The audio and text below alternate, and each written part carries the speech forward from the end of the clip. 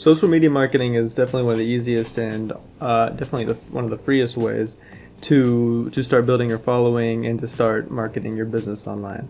There's a lot of low-hanging, easy fruit here, easy to get some links to your site, easy to create some profiles. So let's talk about some of the easiest social media marketing ideas. You can start super basic. You could create a Facebook business page. These are free, they're quick to make. If you ever end up advertising on Facebook, you're gonna need one. So you might as well just make one and start building a following. A lot of people say that organic social media is dead, especially on Facebook.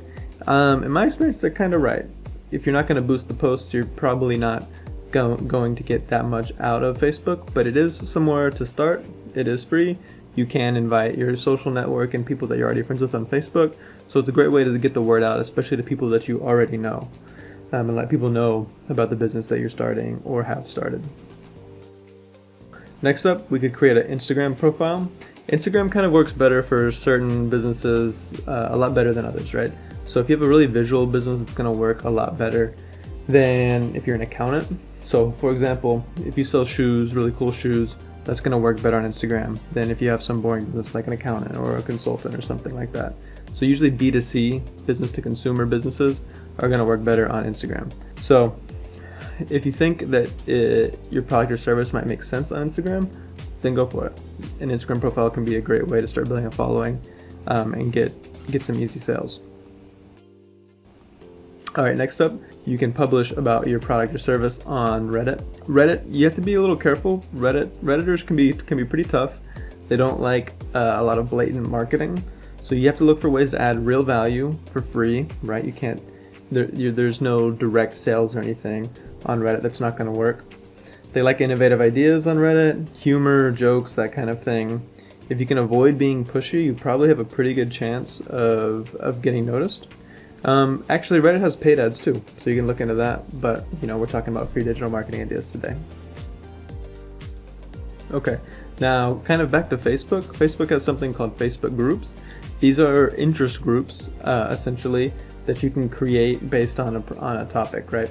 So say that you're a personal trainer and you do a lot of training with kettlebells. You could create some kind of kettlebell workout group on Facebook and get a bunch of people who are interested in that topic and kettlebell workouts to join your Facebook group and start talking amongst themselves about kettlebell workouts.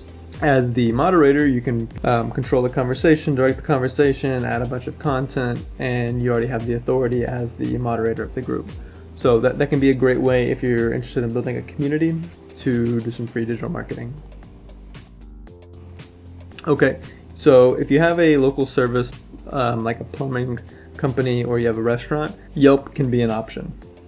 So Yelp has gotten in trouble in the past for kind of shady business practices. A lot of people don't like Yelp that much, and I can understand why, because they make you pay for every little thing on their profiles, on their platform. But a study by BCG, Boston Consulting Group, found that just creating a free Yelp profile added on average $8,000 per year to most small businesses' revenue. That's pretty good. It's just another way for people to find you. A lot of people still use Yelp, especially for restaurant reviews and that kind of thing. It's free to fill out, it's free to add images, so you might as well take advantage of it while it's free. All right, after Yelp, we've got Pinterest. Pinterest is also one of those really visual platforms. Most social media tends more towards the visual. A lot of people don't like to just read these huge text blocks. So if you have a visual product or service, Pinterest might make sense for you. Pinterest demographic tends more female. It's mostly women on Pinterest. So if you have a product or service that's really focused on women, you could potentially do great on Pinterest. Now, last of all here, let's talk about influencer marketing. So you could also try influencer marketing. Influencer marketing is when you partner with an influencer in your industry, in your space, and you ask them to market your product and service. Sometimes if they're kind of smaller micro-influencers, maybe just give them some product for free. If they're some huge influencer like Kim Kardashian, you're probably going to be paying a ton of money. So if you're looking for a free way to do this, or a really cheap way to do this, the best way is to find a bunch of micro-influencers, people with like 1 to 10,000 followers, give them your product or whatever it is you're selling for free, and ask them to give you a review and post about it in exchange for that free product. So it's really important to work with influencers who make sense for your target audience. If you're selling kettlebells, then maybe it doesn't make sense to get some kind of makeup influencer or celebrity influencer like that to sell your kettlebells. You'd probably want somebody from the athletic industry, a celebrity who's famous for being in really great shape, right? So those are a few easy, quick ideas. You can do all that stuff in a day, and yeah, some easy ways to get your name out there on social media. Now, the key with social media marketing too is you have to post a lot. You have to keep people engaged, right? So if you can't post maybe 2 to 3 times a week at least on these platforms, it might not really be worth it to set these profiles up. It's better to focus on 1 or 2 profiles and platforms that you can be successful on than just try to shotgun all over the place and really not make any progress anywhere. All right, so those are some social media marketing ideas. Okay, now content marketing ideas. Content marketing is basically what it sounds like. It's creating content around your product or service that's interesting to people with the intent of getting them to consume that content, whether it's a video or a blog post or something like that. You're giving them value for free, and in exchange, you're hoping that people will be interested in your content and then interested in paying you for your product or service. So one of the really great things about content is typically it's free to create, free in terms of money anyway. You still have to spend time and energy creating that content. But here's a few content marketing ideas. So first off, one of the oldest ones, one of the original content marketing ideas online is writing a blog. The thing with blogs is there's a ton of information online now. There's so much content. There's so many blog posts being published every day, easily in the millions every day. So you do have some competition, but most blog posts aren't really that great. Most people are outsourcing that work, and they're kind of writing sloppily. And if you write long form content, I'm talking 2,000 plus words on a blog that's interesting and entertaining to people, you can still stand out. Most people aren't really willing to put in the work to write some really long and detailed blog posts. So writing a blog can be a great way to market your business for free. And if your blog becomes really successful, you can actually make money on the blog by itself, because you're getting traffic to your website, and you could then run ads on your website and make money from the views on your blog. So a lot of travel blogs do this. The really famous travel blog Nomadic Matt supposedly earns close to $1 million a year just from that one blog. Maybe he earns more now. I don't know, but I know last time I read about it, it was quite a bit. So another option could be to guest post on other relevant blogs. So if you're selling kettlebells, then writing articles on famous athletic websites like bodybuilding.com and that kind of thing, getting your name out there and then linking back to your website could be a great way to go. That's called guest posting, and it can be a great way to improve the SEO of your actual website as well.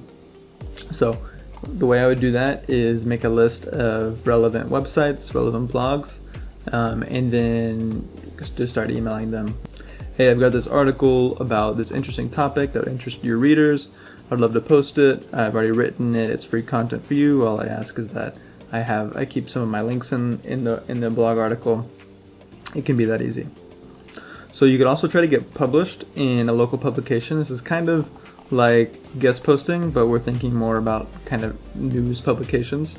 So say you're a local restaurant or a local trainer, maybe getting some kind of news story published on a local news site would be a great way to get your name out there and get some publicity. Now, it might be a little easier if you come to them with the article already written. Sometimes the news publications will want to write it themselves. Sometimes they'll be lazy and they just want some free content. So either way, working with local publications can be a great way if you have a local business. Okay, next up, you could write a white paper. White papers are basically like business research reports. So they're usually really in-depth and extensive, and they make some attempt to give an unbiased eye on the subject they're writing about. So they present a clear problem, then they suggest a solution, and then they give concrete data backing that solution. So they're usually more academic, they're more technical, and they're a lot less salesy. So they're often looking at kind of higher level market and industry trends. So a lot of times kind of bigger companies in oil and gas or finance and that kind of thing are writing white papers. But it's just kind of a research report, so anybody could write a white paper. You just have to put in the work to research the topic and accurately report your findings. So this is going to take a lot longer than writing a blog post, but you're also offering more valuable. People might be more interested. Okay, so after white papers, you could write a column for a local publication. And so typically if you're a columnist, then it's your responsibility to publish articles, publish content regularly for some publication. So they do this a lot on medium.com. There's a lot of different publications that you can work with and write weekly columns. It's a great way to build a personal brand, to get more work as a writer, and eventually people will start thinking of you and the publication you're writing for almost as synonymous. Where if you write for the New York Times, for example, that'd be great. For 10 years, even if you're just a freelance writer or writing as a columnist, they'll associate you with the New York Times. That can be a great thing. Okay, you could also try starting a podcast. Podcasts have been extremely popular to start in the past few years, and part of the reason for that is that they're really simple and cheap to produce. Basically, you just need to get one person. The minimum, you just need one person to sit down with a microphone. You can get a decent microphone for a couple $100. My microphone was a couple $100, and just start talking. Everybody knows how to talk, and with luck, you can grow a podcast. Typically, you're going to want to have guests on. That's going to be usually more interesting than kind of a lecture format. People are usually more interested in conversations than in monologues like what I'm doing right now. But yeah, a podcast can be great. It's basically free to start. You just have to record your voice. The downside again is that the barrier to entry is low, so there's going to be a lot of competition. The market's going to be pretty saturated. And from what I understand, I don't have a podcast, but from what I've heard, getting really high download numbers is going to take years. You're going to be kind of yelling into the void for that first year or two, which is honestly true of almost all content-based businesses, or content-based marketing strategies. So it just takes a while to build interest and build a following. But kind of like blogs, if you can get your podcast to be successful, then beyond just as a free marketing strategy for you, it can become really lucrative on its own. For example, Joe Rogan makes, I don't even know anymore, hundreds of thousands of dollars per episode. So that'd be pretty nice too. Now, video marketing. Video makes up something like 80% of internet traffic now.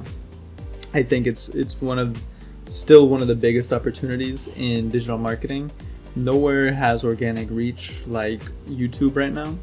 So it's also something that a lot of people aren't very comfortable with, talking on camera. To be honest, sometimes I'm not that comfortable with it.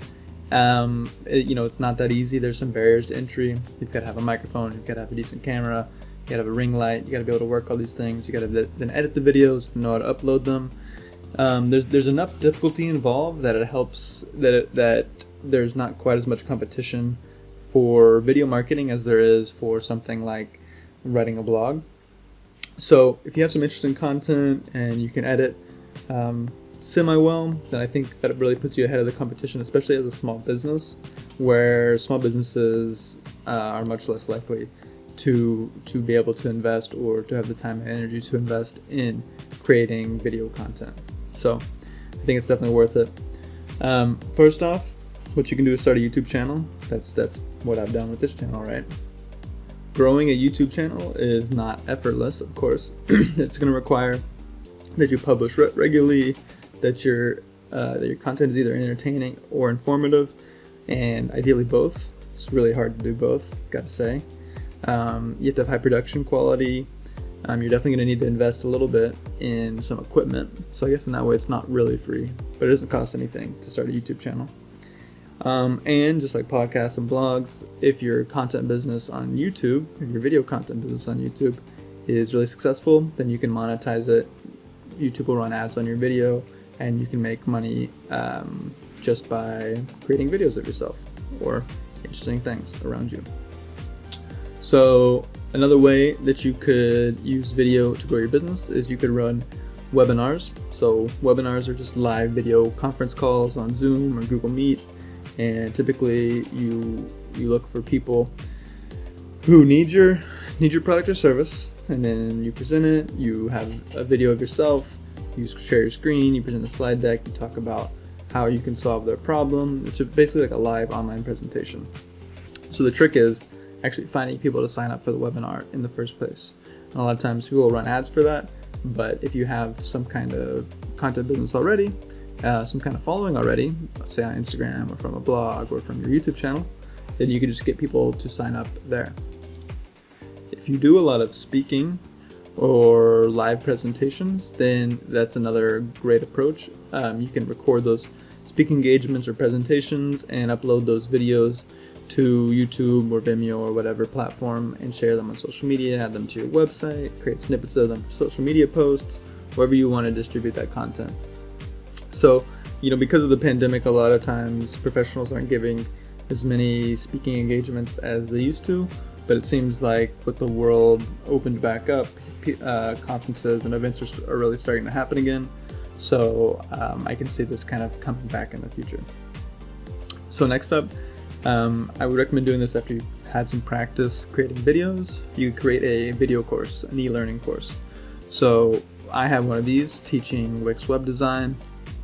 Basically, for my kind of course, I record my screen, record my face, and walk people through different digital skills. So you can create a video course on a bunch of different platforms. There's Udemy, which sells your course one at a time. There's Skillshare, where you get paid by like the watch minute. There's a few others. You could create your own website and offer the course there, and then you're going to probably be able to charge more, but you don't have the advantage of Udemy and Skillshare and these other platforms marketing for you. But creating courses can really become a business in its own right. So I think it's definitely something worth pursuing if you have some harder to learn skills and knowledge that you would like to share with the world. And it's also just fun to teach, in my opinion. Plus, you don't actually have to teach something you're not interested in, right? You could teach guitar or rapping or pixel art or how to make cool TikTok videos. As long as it's a skill that people want to learn, it doesn't have to be a business skill, then people are probably willing to pay for a good course about it. And then finally, I just want to kind of close this video marketing section with some great video ideas, some ideas for kinds of videos you could make. So one is a how-to. I do a lot of these kind of tutorials. I just teach people how to do various little things on their websites and that kind of thing. How-to videos can be great. People are always searching on YouTube for how to do X, Y, and Z. You could create a company introduction, just introducing yourself. People have a much easier time connecting with somebody on video than they do from just a still image or some text on a website. You could introduce your whole team and show the world that the people they're hiring, when they hire you, are real people. They're not just faceless robots, or they're not in India or something, right? Now, you could also do behind the scenes. This stuff's really fun, especially for video and photo production companies. You can do behind the scenes, how was this documentary made, that kind of thing. If you're hosting an event, making a kind of a highlight reel of the event, showing people having fun and how exciting it was to be at that event and work with your team. I think that could be a great video too. You could record your clients giving testimonials. So, if you're that kettlebell company, then maybe you get some of your personal training clients and just record them for 30 seconds or a minute saying, oh man, this kettlebell workout was so intense and I am so strong now, right? Or something. You can do demos, talking or demonstrating how your product or service works. Those are very helpful, especially if you have a product that needs to be installed and configured in some way, or your service is a little bit confusing. Demos can really help people understand how to use your product or service. You can do Q&As. If you get a lot of questions about certain topics, then you can just gather those questions together and in one video answer all the questions. You can do a time lapse. So if you're creating something concrete, say you're an illustrator and you're illustrating some cool new scene, you could do a time lapse where you just record your screen and then speed it up, and it walks through. Basically, people can see how you made the service that you're selling. You could do a day in the life, right? Like, what does a plumber do all day? I love those kinds of videos. I think they're super fun. I watch those on YouTube all the time. And then you could also do parody content. You could just joke around and make fun of your industry. Most of us do some kind of dumb or silly stuff at work sometimes, and I think, making fun of whatever industry you're in can be a blast. Here's a bunch of just kind of general digital marketing ideas that don't really fit in their own category, or I didn't want to group them together. So you can send out email newsletters. It's a great way if you have an email list, or if you're building an email list. MailChimp is actually free if you have less than 2,000 subscribers, which if you're just getting started out, you probably do. You can kind of start easy, just send out free monthly newsletters to your client base, and keeping people updated with what's going on with the business. And then as you get comfortable with email marketing, you can start sending out promotions and all kinds of stuff like that.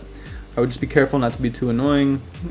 People will start getting annoyed. They'll mark your stuff as spam. You don't want that.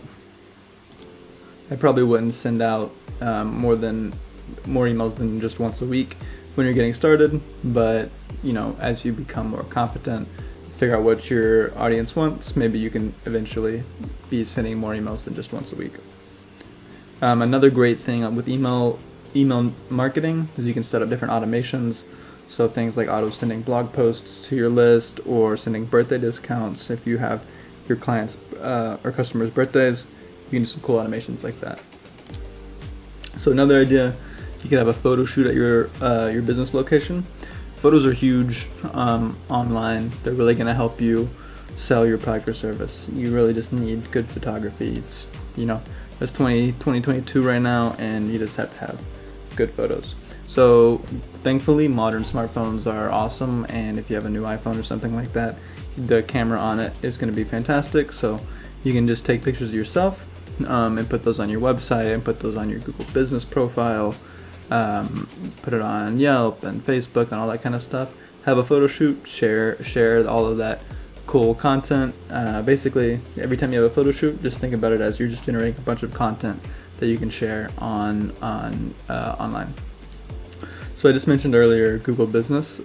Google Business is an awesome free tool. You just have to go to business.google.com to set up a free profile. It's how you collect Google reviews, and it's how you get on Google Maps. So you really want to have a Google Business profile. This is really one of the very first things you should do anytime you're starting a new business. Set up a Google Business profile. You've got to. Now, one really cool thing too with Google Business is that if you set up a profile and you get a bunch of reviews, then when people are searching for your business, say Personal Trainer Austin, and you have the most reviews, then you'll show up on Google Maps before all of the organic Google search results on the Google search page. Okay, so basically this is a way to skip the line over everybody else who's competing for those organic search results on Google. You just have to get a bunch more good reviews than everybody else. And for some industries, that's going to be difficult and really competitive. So for others, not. And you can jump the line, show up in the maps before all the organic search results. So definitely get a Google Business profile. So you can also set up live chat. There's a lot of free live chat services, especially if you don't have very much traffic on your website. We use HubSpot on my website, and it says something like, get in touch now. These messages go straight to Caleb's cell phone, and they do. And setting up live chat really makes people feel like they have a direct line to the business. They can easily get in touch with you and discuss their project, potentially hire you. People contact me through live chat pretty regularly. They come straight to my phone. I just basically text them back. So definitely recommend setting up live chat on your website. And like I said, there's free options. You can just Google free live chat services and you'll find some. You can also apply for industry awards. There's all kinds of companies out there that just give out awards for free. Basically what they're doing, they want you to add their badge with a link to their website on your website, because it's a free link for them and it gets them publicity.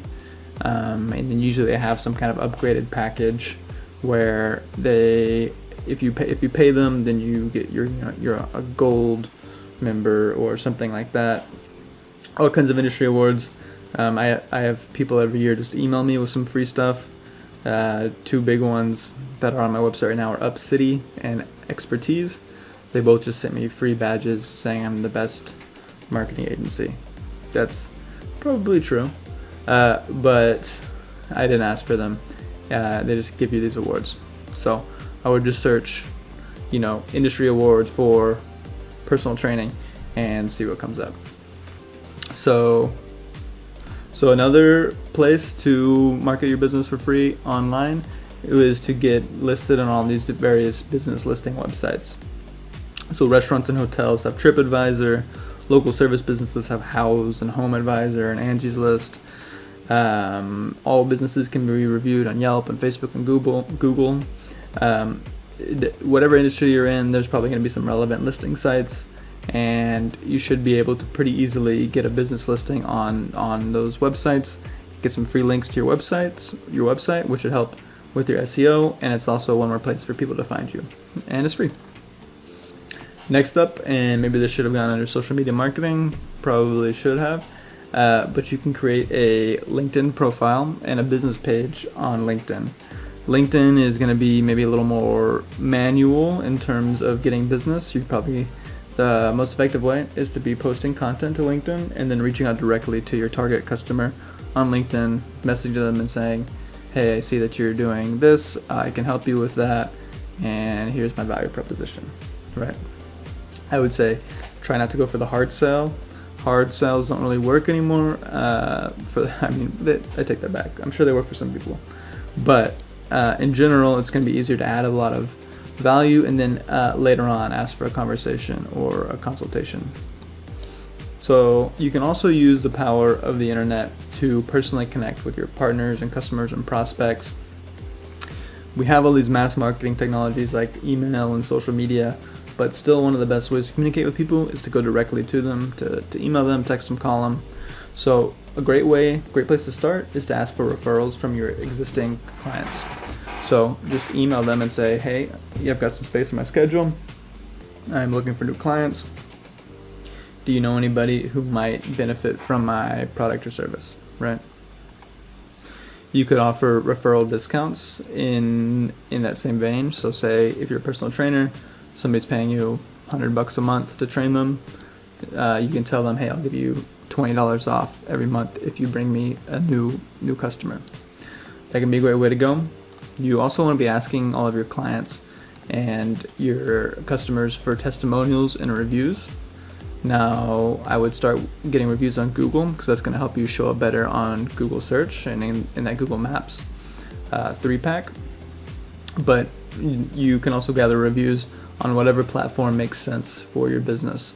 So if you're a hotel, it's probably great to get reviews on TripAdvisor, and you can start there. If you're a plumber, maybe you check out House. You could also try one-to-one marketing. So for online businesses, that might mean sending personalized birthday coupons to customers on their birthday, recommending them products similar to ones they've already purchased, or you're displaying different landing pages to website visitors based on actions they've taken. All that stuff can be a little more technical in terms of setting it up.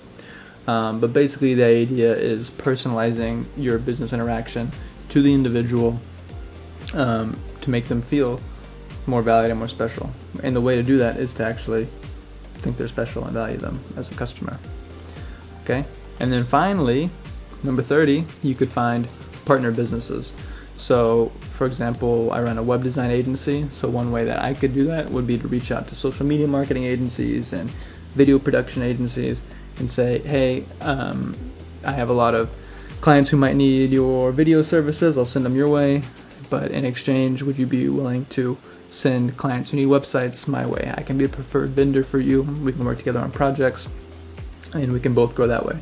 I have a handful of partners that I work with like this, pretty informally, and it's really a great way to get leads. Everybody can essentially share clients, and you can build your network like this too. So definitely worth looking into partner agencies and partnering with other companies who are servicing the same clients, but not with the exact same service, obviously. So most of these strategies are really kind of focused on creating content, whether it's written content or audio content or video content or photo content, right? You're creating content because, again, creating content is free. It just takes time and energy, not money. So what's great about content is it can be distributed widely across all kinds of platforms. For example, a YouTube video, you could cut up into multiple smaller videos and put them on your social media channels, and you could do that for multiple social media channels, right? You could put it on LinkedIn, Instagram, and Facebook. You could pull that transcript, edit it, and turn that transcript into a blog post. You could pull the audio from that video, turn that into a podcast, and then you can get the link to all that stuff and send that out in an email newsletter. So what that's called is omnichannel marketing, which is basically using all your platforms, using your content across all your platforms, right? So in practice, you're probably going to focus on a few marketing channels in the early stages of your business, but you should always be thinking about how you can reuse and better distribute your marketing activities online the further your reach. You don't have to create something brand new and unique for every little piece of content that you post. You could reuse stuff from YouTube in your email campaign. You could use the writing in your email campaign in a blog post, stuff like that. So I hope that at least some of these ideas will help you. Even if you just get one good idea that will further your business, then I feel like I did my job and I'm happy with that. So hang in there. I know it can be tough if you don't have money to grow your business, but with a lot of hard work and sweat, I think you can grow your business even without spending really any money on advertising. That's what I did. All right, so I hope these digital marketing ideas helped.